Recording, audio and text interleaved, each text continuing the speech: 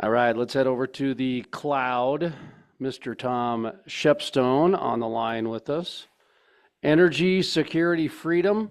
If you'd like to find his publication in the Substack world, you can also find him on LinkedIn.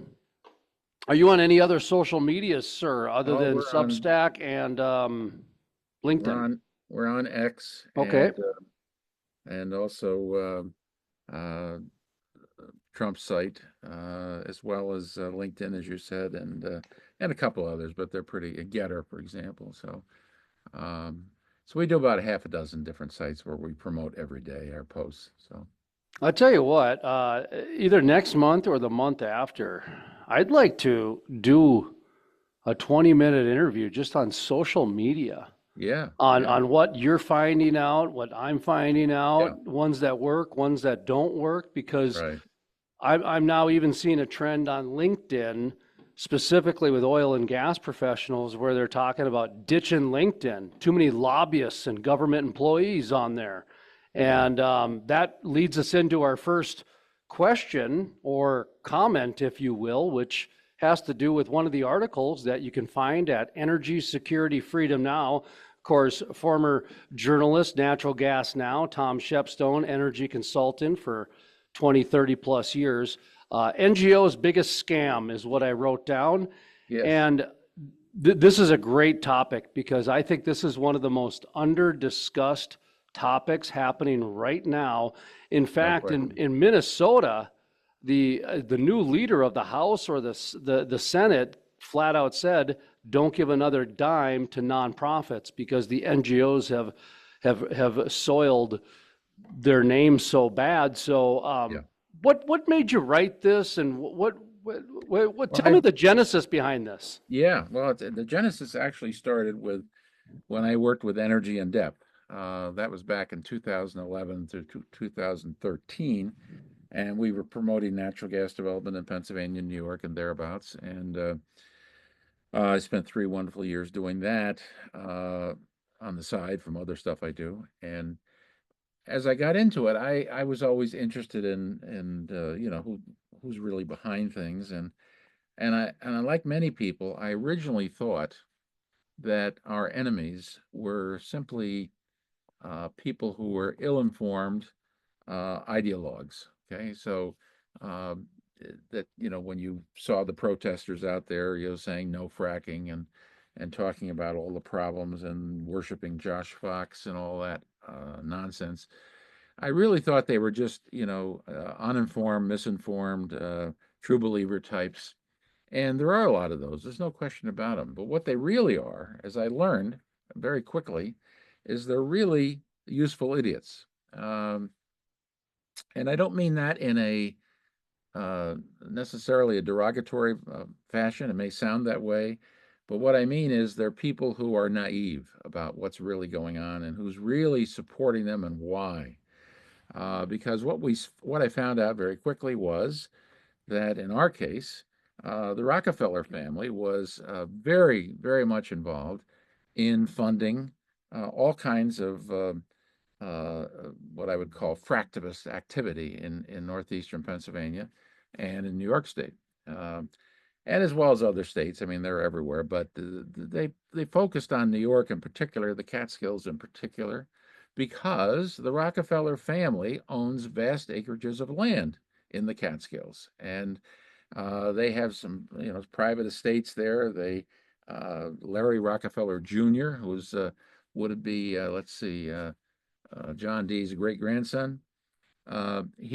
He actually bought, I don't know, 10,000 acres or something like that, and he developed it into a high class club type subdivision where only the rich and famous could live, and they bought out everybody.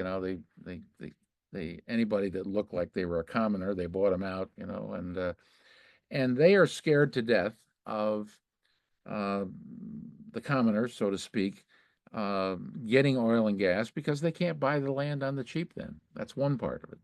They like to buy land on the cheap, and one of the things they do with that land, which is the second part of it, is they want to buy anything around their enclave, if you will. And so anything that where they live or they particularly enjoy or they own, they want to buy up the land around that and create a preserved nature or, around them.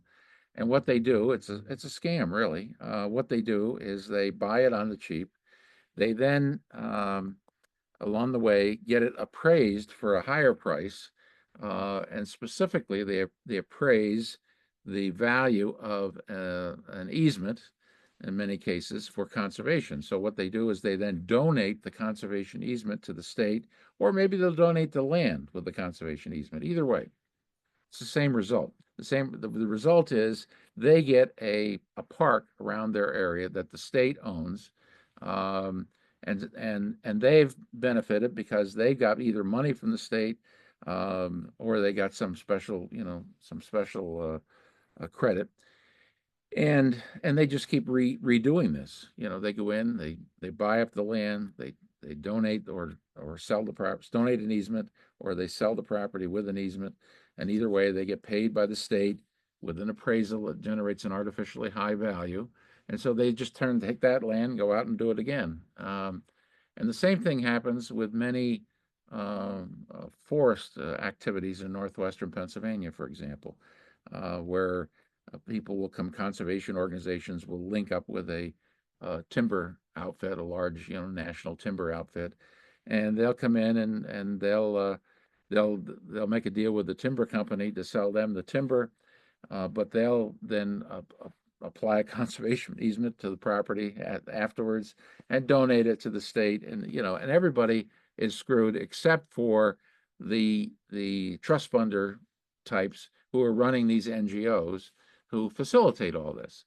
And so what we found at that time, I found, was that a handful of families in Pennsylvania, New York, you can count them almost on one hand. You got the Rockefellers, who made their money obviously in oil, but they're now 5 and 6 generations down, and they hate oil. Okay, and you've got the Park Foundation, the Park family. They were a big a journalistic empire at one time. Roy Park and his grandchildren are now running that. And then there's the Heinz Foundation, Heinz Endowments, which of course are the ketchup people. John Kerry's wife, who was John Heinz's widow. And then you've got the William Penn Foundation of Philadelphia, which is the heirs of the Haas part of Roman Haas, which was a chemical company, eventually absorbed by DuPont. So, and of course, they created, as you might guess, they created some hazardous waste sites. So you've got the trust funder generation of that group too. So all those 4 organizations, they're just 4 of them, but there's a couple more, but they're all working together. They're all coordinating. They're all rich people who are what I would call elitists, who really don't want anything happening around them. They want to make the money off the land. So they go out and they fund all these little rinky-dink. Sorry about that. No, that's okay. They That's fund okay. these rinky-dink little NGOs, or maybe they're not even organized as an NGO. They're just, a group. So what happens is you'll get some group, like there was a group up in around Seneca Lake that was opposing a big propane project. There's propane storage, and I forget what they were called. Keep Seneca Lake something or other. But And but Tom, let me interject here for a yeah, second because um, the the NGO, at least the ones that I've seen, because what you're talking about is a template being used in almost every state. Now, it might not be the 4 families that you're talking about, but in North Dakota, for example, it's 2 families that right, are controlling the majority of what you just described. And the important part to point out is that I'll bet you dollars to donuts, because I can't afford what the billionaires afford, but I'll bet right. you dollars to donuts that this group you're talking about didn't start out opposing anything. They were some happiness machine that was going to make your life better, and that's how they got the money. That's correct. But the end result is always some sort of conflict, some Yes. sort of political agenda special interest. So sorry, I just wanted to interrupt you No, for it's a great. second, because that to me, you get so caught up in it, we forget what the original narrative is, not what the result is. And so, I, anyway, I go would, ahead. Sorry. I would take it a step further and say they, many of these groups do fund many wonderful things, and they do it as a kind of a coat of paint to hide what they're really doing. And I think that's what you're saying as well. That if you are out there donating to the local YMCA or something like that, or some church group, that's good cover for what you're really about, which is trying to make money off conservation easements, or whether it's fighting oil and gas, or whatever your special interest is. And one of the big foundations, you and I talked about this several programs ago, um, and that was Nathaniel Simons set up the Sea Change Foundation. And of course, they spread the money out to several different other NGOs, including some big ones like the Energy Foundation. Well, Nat Simons is the son of Jim Simons, who was if you remember, he was the Harvard mathematician. I believe he was from Harvard, who uh, identified and developed a way to trade stocks, using math to essentially capture the value, and to predict where the markets were going and all that. So he was a mathematician who made an absolute fortune applying his math to the stock market. And Nat Simons is his trust funder's son, and he and his wife, they're the ones. If you again, you may recall this, the U.S. Congress actually investigated them as well as some other people.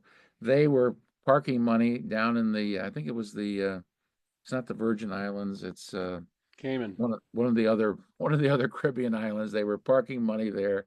It's a UK place, and so they were hiding it down there, and they had kind of crazy connections with some of the Russian government and all that. You may recall a little bit of that, the uh, but the point is, the Simons family, Nat Simons and his wife, they're heavily invested in solar energy. So this is their special interest. I'm not saying they don't have um, an interest in saving the planet that's partly legitimate, but their real interest is the solar investments they have. That's what the Energy Foundation, to which they donate about half the income, in the, like something like, I don't know how much money it is. I think they donate many millions of dollars. Let's just say it that way. Many millions of dollars to the Energy Foundation, represent about half their budget.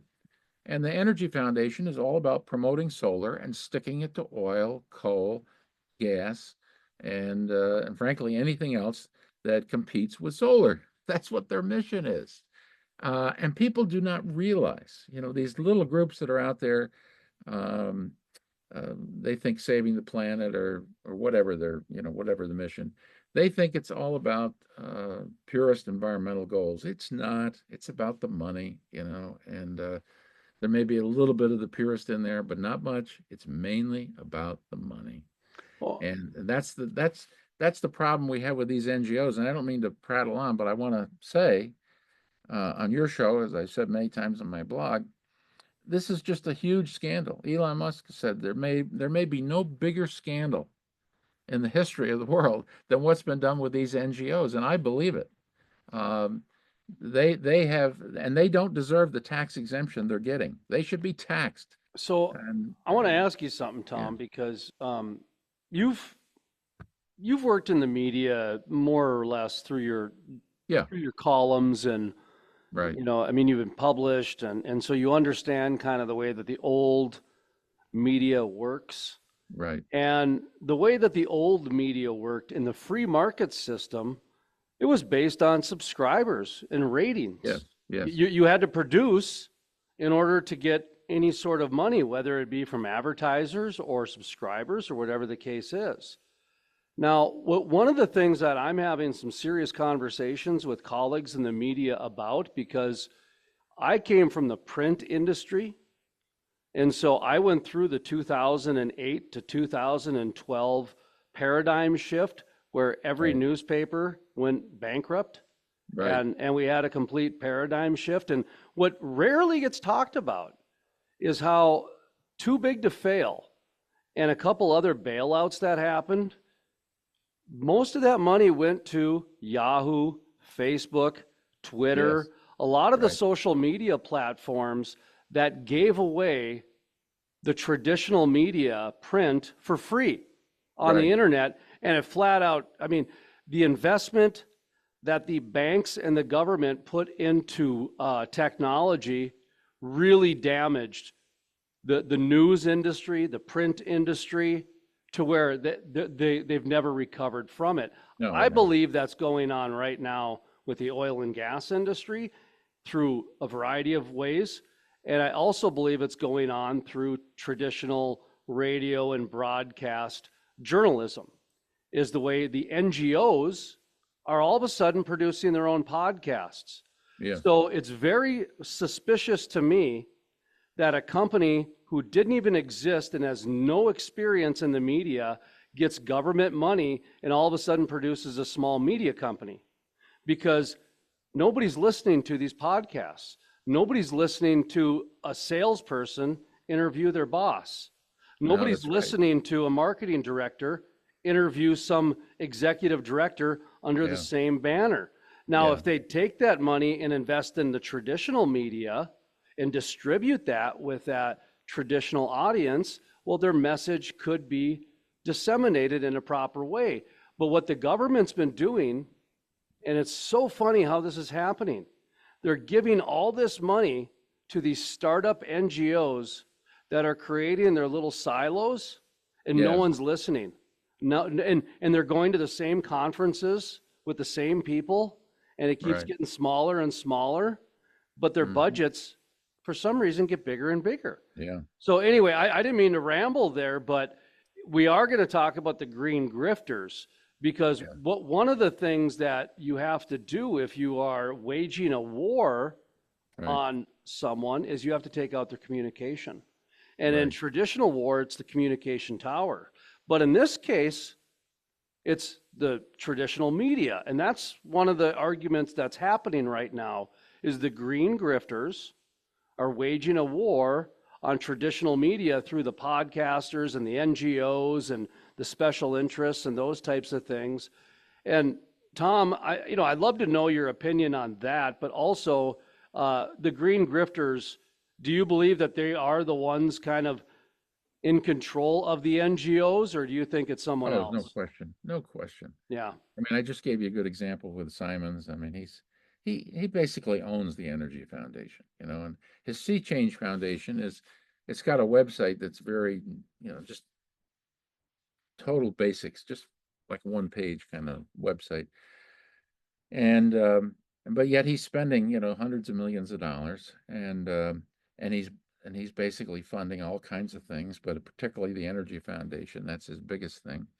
And it's the same thing with the Rockefellers. Look what they're doing. I mean, there's probably at a minimum, there's a dozen Rockefeller NGOs, and most people, they've heard of the Rockefeller Foundation, the Rockefeller Family Fund, the Rockefeller Brothers Fund, but they haven't heard of the Sustainable Markets Foundation, the Rockefeller Philanthropy Advisors, a bunch of others. So they've got, I would say, probably a dozen NGOs, and at least 10. So they are just everywhere. And so you when you dig into Columbia University, for example, you find they're one of the major funders of different entities within that university. They very much control it, and uh, and so the message you get out of Columbia University is always, it's always pro climate, anti fossil fuels, and you see that the way they manipulate everything, and then they create their own. They have their own journalism. It's called Inside Climate News. That's a Rockefeller enterprise, and that's exactly what you're talking about, Jason. Um, and oddly enough, that one does get some traction. Conventional news reporters will pick up on that and say, well, it's reported in income or Inside Climate News, which is nonpartisan. Well, anytime somebody tells you they're nonpartisan, they're not. If you're nonpartisan, you don't need to say it. that's So exactly correct. It's like the guy at the party that tells you how much money he has. He ain't yes, got any. and he hasn't got nothing. It's so true. It's Yeah. so true.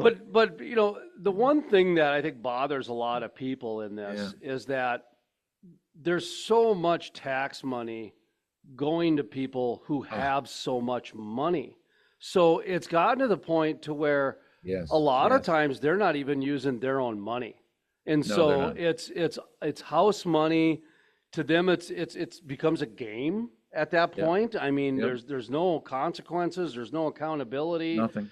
And what do you do? I mean, and people feel powerless because the amount of money that's been, I've said this for a long time now, since COVID.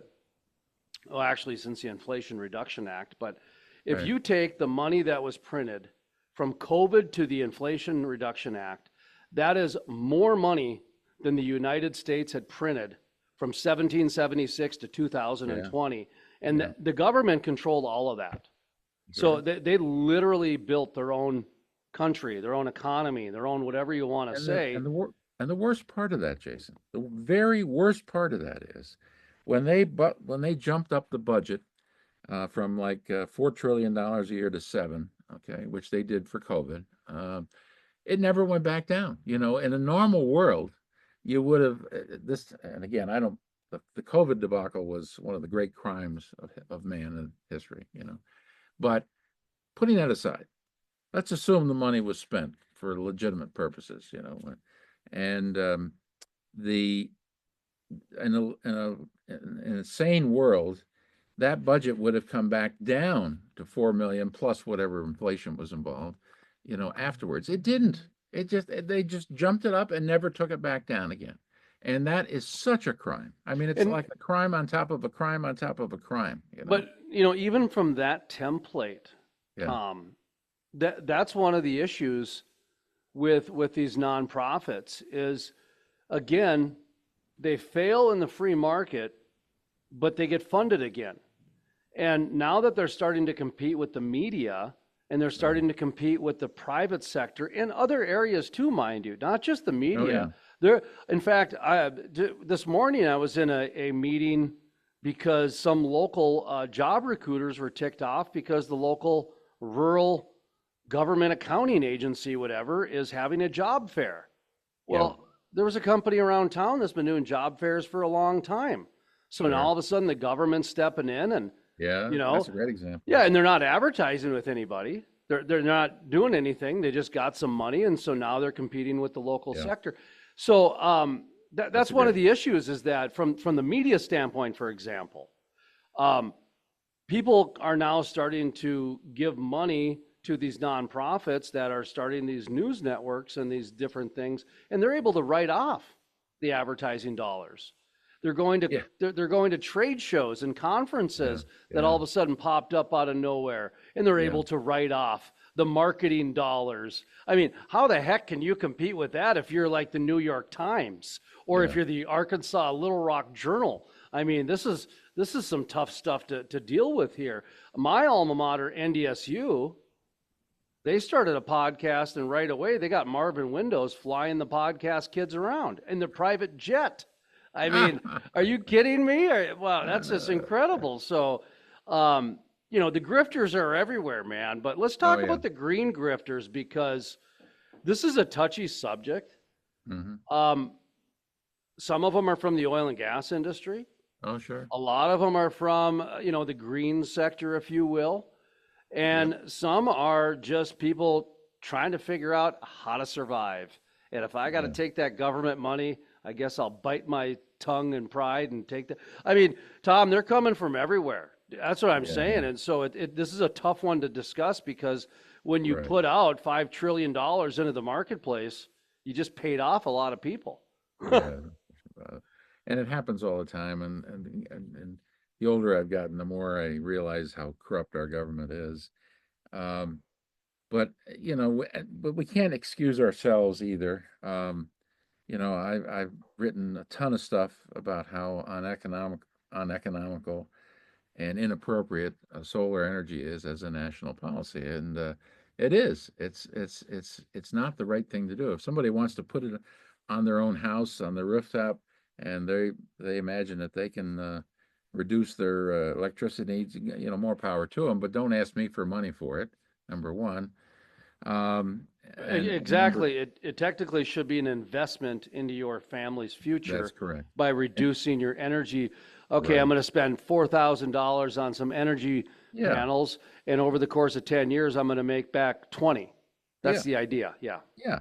And if you want to do that, go ahead. And actually, the solar industry, the rooftop solar industry, would be further ahead if they weren't taking subsidies. There'd be more innovation.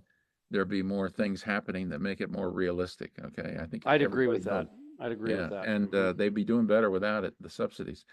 But and the worst part of it was where you were required to sell it back to, and a lot of states are eliminating this now, but required to, you could sell back your excess electricity to the utility who didn't need it at all at retail. I mean, it's so absurd, you know. So, which just destroyed the whole system for everybody.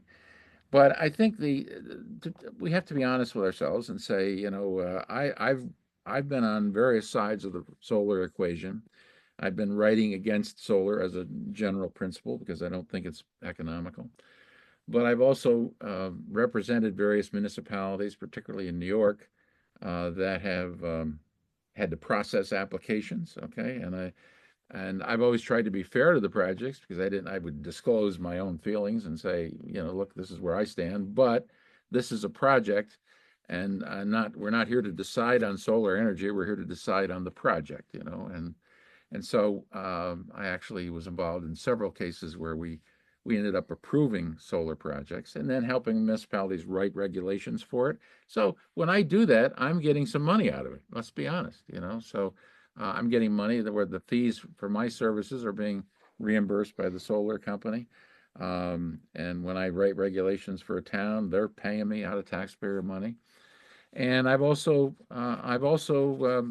appeared as an expert witness in some zoning cases against solar energy, and I've done some where I supported the projects because the projects were fine. I didn't agree with the principle behind the projects, but the projects themselves were fine from a zoning perspective. So I have to be, you know, intellectually honest and say, you know, somebody could probably call me a bit of a grifter in a sense. You know, I'm not seeking that business, but it comes to me and I take it, you know. So, um, and that's that's a societal problem, you know, that it's too easy for everybody to be a grifter. That's really what it's about. Um, and it shouldn't be that way. Yeah, We but should I be think doing, in your example, sometimes people don't know when it's coming down second, third hand. A yeah, lot of right, times, that's one of the reasons why during COVID they went through the banks, so yeah, nobody could, at the end of the day, blame the government for picking winners and losers. It was the bank right, that did that. right, I mean, really, exactly. that's the truth. That's a great point. Yeah, Yeah, and they did it with too big to fail as well. And yeah, so yeah, sure. ever since then, they've been basically giving money. The banks have become our now our deciders. Yeah, They decided which churches were going to get funded. They decided which businesses were going to get yeah, and who were going to get what. And it's kind of interesting that this green grift is just taking on that old fashioned big bad wolf railroad oh template. yeah, yeah, It's yeah, just it's almost there's nothing new under the sun. Go watch Hell on Wheels on right, from AMC and get an idea how the railroad comes in. And well, I mean, Tom, think about it. I mean, like the railroad was offering those Native Americans a better life. Look at yeah, where their life is today. I yeah, mean, flash forward. And so that's yeah, one of the biggest issues that people have is whether it's solar or whether it's the new carbon management industry. It's all based on a greater good. It's all hmm, based on a greater good of some people that are making the decisions. And I mentioned the oil and gas industry before, and Occidental is a great example because their new CEO, Vicky Halub, I believe I it's don't know. Halub, Hullob, I believe, or Hollub. I apologize. I've never met her. I've never interviewed her. I've only Right, gotten her name in press releases. She's one of the first ones to embrace the carbon movement to where right, they call themselves a carbon management company now. They're not even yeah, an energy company. yeah, And so, when I take a look at Oxy, which was a model oil and gas company, yes, it was. they switched very quickly. And And And you they're know, going to have to switch back, I predict. well, But they might have to. I don't know. I mean, are they? Is that even a thing anymore? Because I'm taking a look at what some other companies are doing too, Mhm. and as they start to get more into the government subsidy business, they don't look like the energy company of old. They No, start to no, look like no. the energy company of new. Monty Bessler, who's, he's with Frackinator. He's been in the oil and gas industry for 40 plus years.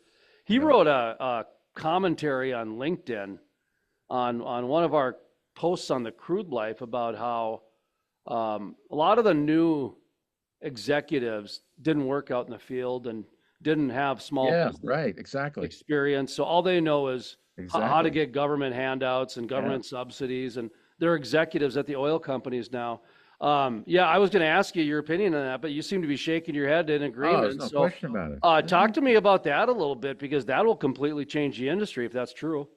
well, I think it's true in every industry. It's not just oil and gas. I mean, one of the things I often write about is the fatal conceit, which is the idea that if you're an expert in one thing, you tend to imagine that you're an expert in all things. And the guy who wrote The Road to Serfdom, Hayek, was the one who also developed the idea of the fatal conceit, and that was when he wrote a book called that, The Fatal Conceit. And it's one of the big problems we have with human nature is that intelligent people tend to overvalue intelligence, and they assume that again, if you happen to be good at predicting stock trends, that you're also good at running a government agency. I mean, that's Hmm. now that may be true in some cases. I think Scott Bessent is doing a pretty good job at Treasury, to be honest with you. And for But those the people out there, Michael Jordan was one of the best basketball players, and he was a horrible coach. Yeah, yeah, there you go. Yeah, exactly, Yeah. exactly.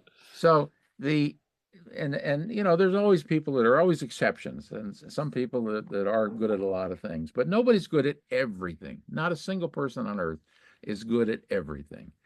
And yet there are a lot of us who think we are good at everything. And when you have failures in your life, and if you get as old as I do, you've had a couple of failures or two and or three, and you've learned, and it's a valuable experience. You've learned that that's not the case, and you have more respect for everybody.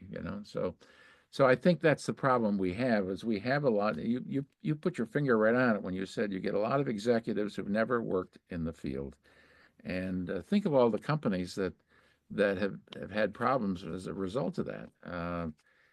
Some of the car companies, for example, have been that way. You've had I'm not going to mention any names at this point, but there are several car companies that were going to shake up the world by going to EVs and all this stuff. Um, and look what happened. It didn't work out. Ford, look, this guy's running it, supposed to be a brilliant guy. I don't see it. So I think he kind of took it off in a different direction. Now I can't say that he's one of those that didn't have the experience, but I think you'll see a lot of companies, Nissan, and I may end up buying a Nissan truck, but I'm worried about Nissan because they're not doing well financially, and they may be absorbed by Toyota, which is a much better company. Um, and you see that problem that you mentioned so many places where they've hired the experts in quotes, and when you hire experts, you get whiz kids in many cases, which is what Robert McNamara did with that led us into the Vietnam War. I mean, that's what happened. So we have to be very careful about that, and I think it's a serious problem in all industries. One of the things I've always liked about the oil and gas industry, um, for example, one company that I won't mention the name, but I like very much, and I've done a lot of work with them on different things. They had a um, they had a fellow who ran the company and came to meetings in blue jeans, and when you met him, and he was comfortable out in the field, and then they got absorbed by a somewhat bigger company, merged with a bigger company, somewhat bigger company, and now the company is run by a fellow who obviously comes from the academic side of things, and or the bookkeeper side of things, and really doesn't really understand the industry, So and it's not fun to watch, it hurts a lot of people. It really does, and especially when you have an industry that um, has a level of tribalism and groupthink that is probably Right, higher than most right. industries. Yes. And yeah, in the way that you're agreeing with me means I don't have to sell you on it. And I've Yeah. never had to sell anybody, by the way, on it that's spent a day in the oil and gas industry. It's very groupthink and very tribalism. Yes. Yes. And I do think that's probably the Achilles heel of Mhm. the oil and gas industry is um, I got to tell you, I felt like the book of Job at times going into a area that I wasn't from and I didn't know anybody. And here I'm trying to point out their falls and or faults and how to go more towards the promised land. And boy, Right. they just escorted me right out of town. I mean, but and you know that. I mean, when I was trying to Yeah. warn them of the ESG movement and some Oh, of this yeah. carbon stuff, and Yes. and Yes. they're the first ones that kick your butt out of there, and they're the first ones to go and get the subsidy dollars when they're ready. Yeah. And that's one of the issues that I think that people are having right now is they want to say something, but their job is dependent on it, and so they Yes. won't. And that's one of the ways that the green grift is happening. But you see an area right now, an opportunity if anybody wants to go to energysecurityfreedom.substack.com, they can read Tom Shepstone's columns, and he also posts other columns, including ones from myself from time to time. Yep. Is that the fracking window is open? So you believe with all the NGOs going on, most of them against the oil and gas industry, and with the green grift going on, most of it against the oil and gas industry, and the only ones that are for it, if you want to call it a grift, are the orphan wells and the carbon sequestration. But you believe that there's a legitimate fracking window that's going to open up for companies, huh? I do, and this fellow wrote this story. I didn't write it. Is pointing out the reasons, and he's not saying it's definitely going to happen. He just says there is a window there and a strong possibility. I agree with him. I think the battlefield has changed. It's not the same. Most people are comfortable with fracking now. The old Josh Fox, water quality nonsense, I think has long been, dismissed, and I don't think it holds a lot of credibility anymore. And in New York State, for example, it's all about virtue signaling. It's all about, pleasing some bunch of Manhattanites, who don't know anything about producing energy or anything else for that matter, other than making mega bucks in the stock market and such. Um, that they're always trying to please them. It's about virtue signaling, but you can't do that forever. Virtue signaling doesn't create jobs. New York State's up against it, and because they're high taxes compared to Pennsylvania, for example. They're also, their energy prices are going to skyrocket because they're trying to force out natural gas altogether. They want AI development. It's not going to happen if they don't have power, and you're not going to get the nuclear. I'm okay with nuclear. I think we should develop it, but it's not going to happen quickly.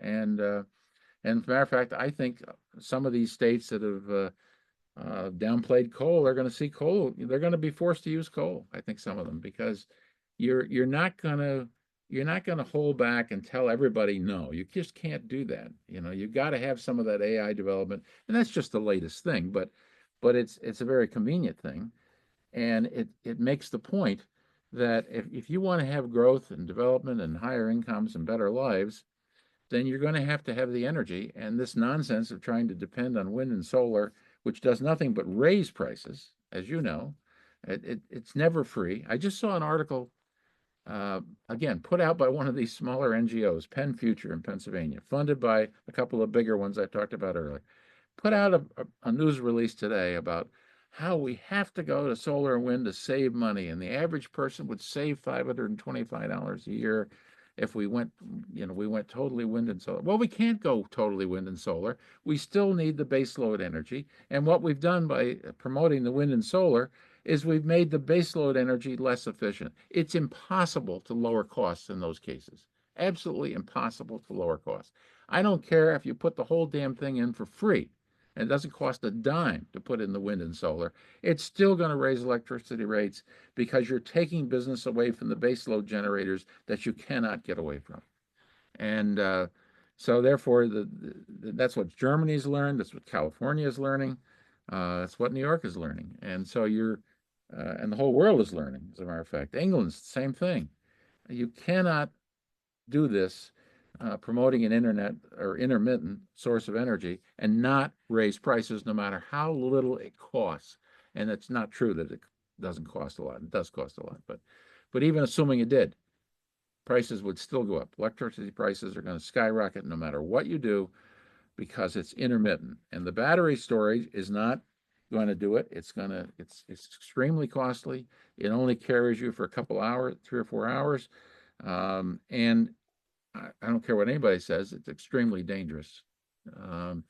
You start putting those things in, for example, in the town of Waukegan in New York State, one of the schools allowed them to be on their property, and they've had 2 fires already. Okay, and so they're not happy. They're not. I can tell you, the school is not happy. So this is the situation, and reality eventually sets in. It has to. It just has to. So We got one final question for sure. Mr. Tom Shepstone of Energy. Is it Energy Security Freedom? Is that right? Energy security and freedom. And Freedom. Okay, at Substack.com. Yeah. So one of the ways that the NGOs have changed the media is headlines and the way that they no longer report as much as they promote. I'm actually trained, went to school, award-winning in newspaper, award-winning in magazines. Right. I was a publisher.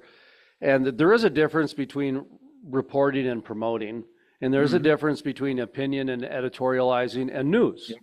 Yep. And folks, just so you know, reporters don't tell you what's going to happen in the future. Reporters tell you what happened yesterday or just now. They report on what happened.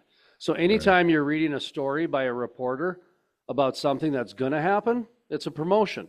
And it should be paid for. It should be actually an advertisement. Yeah, that's so true. That's one way that the news has changed. The other way is the actual just headline writing, like the headline writing of clickbait and some of the other narrative writing. And I'm going to give you folks a little lesson here, and this will be free. Okay, free education here from Tom Shepstone and Jason Spees in the world of media, because I'm on New York Focus. It's a state's newspaper, one of the nonprofits where a lot of award-winning journalists have gone because it's the last bastion for journalism. Right. I'm familiar with it. Yeah, and I would argue that most of their stuff is probably a little leaning to the left than the right, and that's actually probably an understatement. It just is, because they don't even have energy departments anymore. It's environment. Right. So it's to that point. But Trump's China tariffs hit New York's clean heat experiment. I can't tell you how much stuff is loaded in that headline, because for one, it's experiment. So we don't even know if it's going to work. So right there, they're admitting that this is money that's a gamble for the people. Number two, they're blaming Trump and the tariffs before it even happened. They don't even know yet if it's going to happen. So anyway, that's just one example of how the way that my mind works and how it's very difficult for me to read a lot of the news anymore. But I wanted to lead that up, Tom, because what are you hearing? You're right on the border of Pennsylvania and New York. Are you hearing any tariff information that's gonna disrupt anything on the grid or energy bills or any clean heat experiments that apparently New York's all worried about from apparently a Chinese company that is behind it? As you may have guessed from one of my previous remarks about a Nissan, I've been looking at different trucks. I have a Dodge Ram I'm not entirely comfortable with, and so I'm looking for something a little different. And I've been visiting car dealers, and you know what I notice? Every one of them says, you really need to buy now because the tariffs are going to change everything. So does that not tell you something? Wow. Everybody has an interest in the story. Everybody has an interest. And the and as you say, they're promoting the tariffs as a negative because it's a positive to them in the sense that it'll bring in business now. Will it change what they actually charge for a car in the future? I doubt it'll change much at all. If you noticed, there was an article I think last week about VW not changing the price on two of their cars. Everybody was speculating the price was going to jump up, 20, 30%.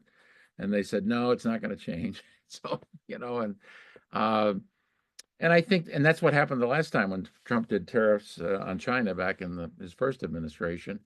The impact was a lot less than everybody thought because at the end of the day, you have to compete. You have to compete. China can't give up the U.S. market. Nobody can give up the U.S. market. You have to compete.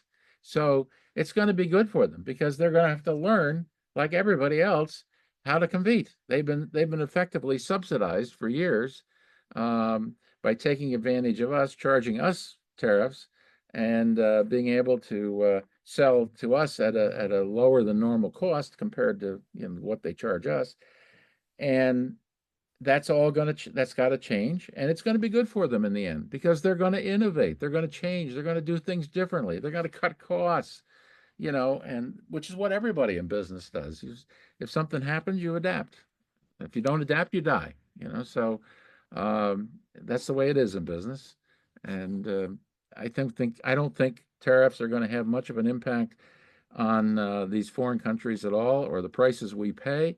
I think it will help bring back jobs to the U.S. of A., which is what we need. We got away from the manufacturing, and that had a political element too, because people in the service business, they don't know how food is made, or food is grown, or energy is made, or any of those things. And um, by getting back to manufacturing, you're going to get more people who are familiar with making things, doing real things, not doing what I do every day and what you do every day, which is speculate and write. And we enjoy that, and it's valuable in its own right.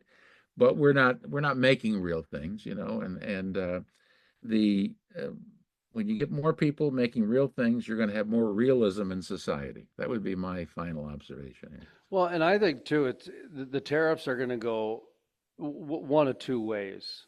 Um, and there's a lot of different varieties and variables and outcomes, but if we're boiling it down and if we Yeah, want to have our hot take or whatever you want to call it, um, I'm about 3 hours from the Canadian border, yeah, yeah. and so I've got a friend of mine who's married to a Canadian woman, and so their in-laws are in Yep, yep, Canada, up north of International Falls, yep. Minnesota area. I'm So about 3 hours from Canada as well. So exactly, that's why I'm having this story with you because you'll be familiar with some of the products yeah. I'm going to name. So, we kind of joke about things from time to time when he comes back or he's going to run up there. As a kid, I used to love these Macintosh caramels. Oh yeah. It was like a brick of caramel. It had like a green and red plaid cover, and it Yeah, yeah. gave you instant diabetes. But man, were they Yeah. good. So good. And Yeah. I think I always joke because they pulled them off the market, I think in America when I was like in fourth grade or fifth grade or Yeah, something yeah, like yeah. that. And I couldn't find them anywhere and they were just gone. But my friend in Canada could always get them. Well, and then I find out about this Kraft macaroni and cheese business where apparently the Kraft macaroni and cheese in Canada is like so sought after because it tastes better because they use, Ah. it's like the Mexican Coke. It's better. They use the real ingredients so it tastes better. So I used to Yeah, give them a hard time like, hey, why don't you yeah, smuggle me back some of those caramels and Kraft macaroni and cheese? I could yeah, sell them. yeah, yeah, I could sell them out here on the market. Well, then we talk about being caught as an international caramel smuggler, right? So, yeah. well, then after the Trump tariffs come out, I'm interviewing Terry Edom from the BOE report, and the day Right. before, Canada comes out and says they're going to boycott Jack Daniels.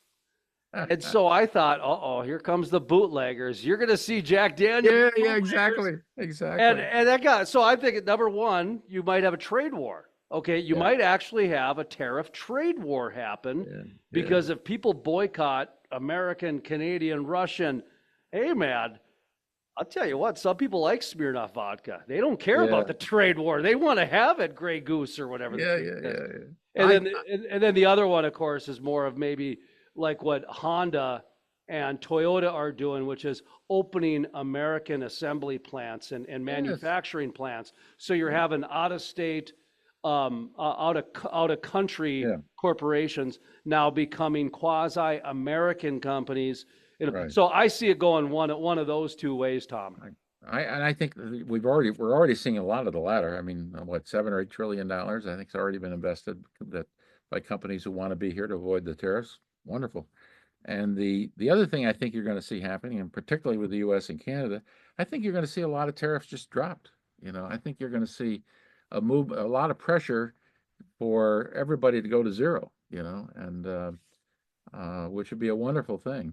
If we had completely free trade between the two countries. Wouldn't that be a beautiful thing? Oh, it'd be unbelievable. Be Yeah. unbelievable. And Next time, I think we may get there. So, I do too. And next time we'll talk about the Panama Canal and okay. Greenland, All right. Greenland as well, since that's the next chapter. But hey, how could people get in touch? And tariffs haven't impacted your subscription price, have they? They No, haven't gone no, after us, have they? no, not a bit, not a bit. So But if you want to subscribe to Tom's Substack page, he is accepting paid subscribers, but you can subscribe for free as well. that's correct. And any final thoughts, sir? No, I think that's it. We've covered a lot of territory. It's always a pleasure with you. We kind of go off on tangents we both love, and I like the way it always turns out. So thank you very much, Jason. Well, thank you, sir. And you have yourself a wonderful rest of the day.